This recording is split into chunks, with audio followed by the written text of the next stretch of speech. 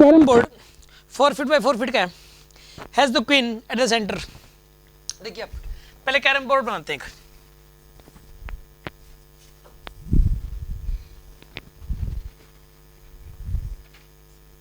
ऐसा carrom board बनाया आपने, ये यहाँ होल होते हैं,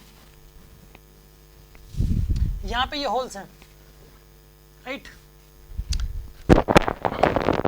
अब यहाँ पे क्वीन है सेंटर में, एक स्ट्राइकर है सेंटर में रखो भाई, ये स्ट्राइकर, ठीक है। जो सबसे बड़ा स्ट्राइकर है शायद उसी को बोलते हैं क्वीन, ठीक है ना। तो किसको बोलते हैं?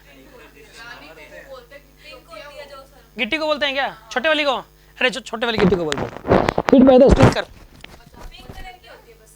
अरे कोई बात नहीं, छोड़ो ना। अरे एक स्ट्राइकर है वैसे,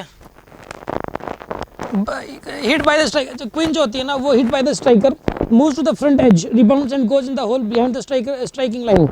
Find the magnitude of displacement of the queen from the center to the front edge, from the front edge to the hole, and from the center to the hole. सुनो आप, ये पता क्या जाता है, ये जो एक है इसकी जो गिट्टी है, वो पता क्या, सामने टकरा गए, सामने टक्कर मारी और होल में गई, सामने टक्कर मारी और होल में गई है पीछे, ऐसे हुआ। पहले तो ये क्वेश्चन समझ में आना चाहिए, गया हुआ क्या यहाँ पे इसने पहले तो यहाँ से स्टार्ट हुई, टक्कर मारी और सामने होल में गई है, राइट।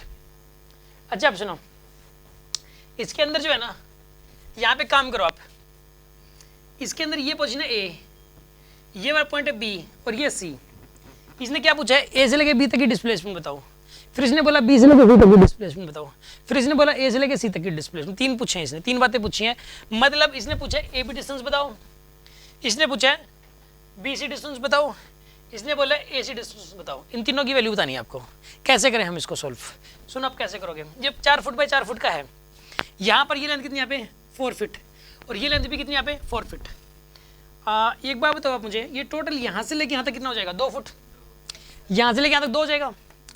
अब एक बात बताओ आप मुझे, इसके अंदर ये वाला एंगल और ये वाला एंगल पता इक्वल होंगे हमेशा ही, ठीक है। ये वाला एंगल, ये दोनों एंगल इक्वल होंगे, बाय सिमेट्री हम ऐसा कह सकते हैं। देखो सुनो, पता क्या होगा, जब भी कोई स्ट्राइक करके ऐसे जाता है ना, तो हमेशा नॉर्मल के साथ एंगल बराबर ही बनाता है। जैसे मिरर के केस में होता है, मान लो कि यहाँ पर एक मिरर है, ये मिरर के ऊपर कोई लाइट रे पड़ती है, तो क्या होता है, यहाँ पे एक नॉर्मल बना दो, तो यहाँ पे ये वाला एंगल और ये वाला एंगल इक्वल होते हैं।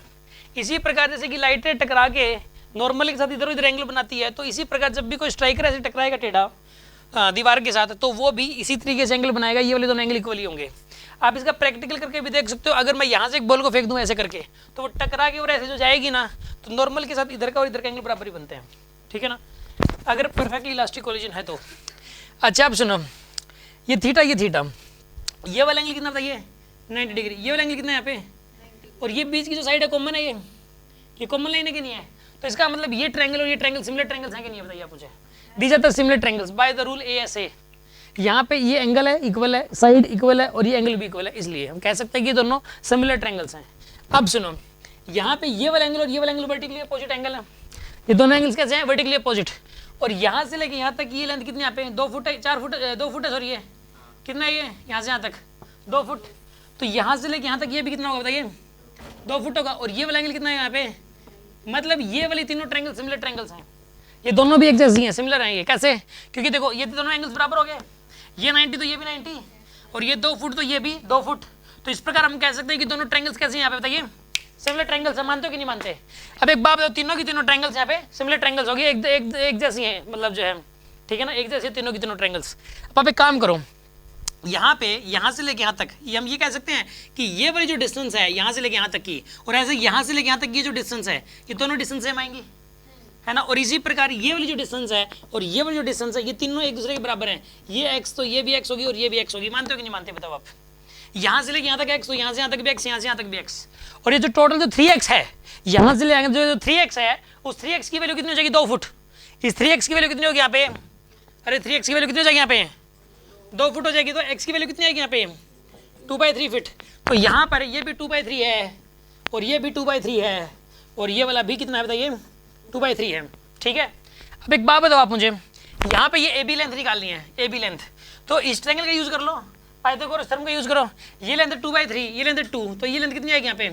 2/3 का स्क्वायर प्लस में 2 का स्क्वायर, पूरे का अंडर रूट आएगा ना आपके पास। तो सोल्व करो, कितना आएगा यहाँ पर? ये 4/9 प्लस 4 पूरे का अंडर रूट, यानी कितना आएगा यहाँ पर, ये √40/9 आएगा आपके पास, √40/9 आ गया आपके पास ये लेंथ, यही आंसर भी है इसका। इसका आंसर आएगा यहाँ पे √40/3। तो यहाँ पे √40 को लिख सकते हो आप 2√10 लिख सकते हो आप इसको, 2√10 आएगा। तो यहाँ से यहाँ तक अगर 2√10/3 है तो यहाँ से यहाँ तक भी कितना होगा ये 2√10/3, और यहाँ से यहाँ तक भी कितना होगा ये 2√10/3। एक तो इसने पूछा था यहाँ से यहाँ तक, तो आंसर 2√10/3। यहाँ से यहाँ तक पूछा है तो ऐड कर दो 4√10/3, और एक इसने पूछा है ये वाली डिस्टेंस, ये वाली डिस्टेंस कितनी हो जाएगी बताइए। यहाँ पे ये कितना, यहाँ पे 4 फुट है, ये 4 फुट है, सॉरी 2 फुट है। ये यहाँ से यहाँ तक कितना है 2, और यहाँ से यहाँ तक कितना है 2 फुट। तो यहाँ पे ये कितना आएगा, यहाँ पर ये 2√2, ये 90 डिग्री एंगल है, तो ये 2 है, ये 2 है, तो ये कितना आएगा बताइए, यहाँ पे ये 2√2 फीट आएगा आंसर। ठीक है, तीनों आंसर आ गया आपके पास। कोई डाउट है किसी के मन में?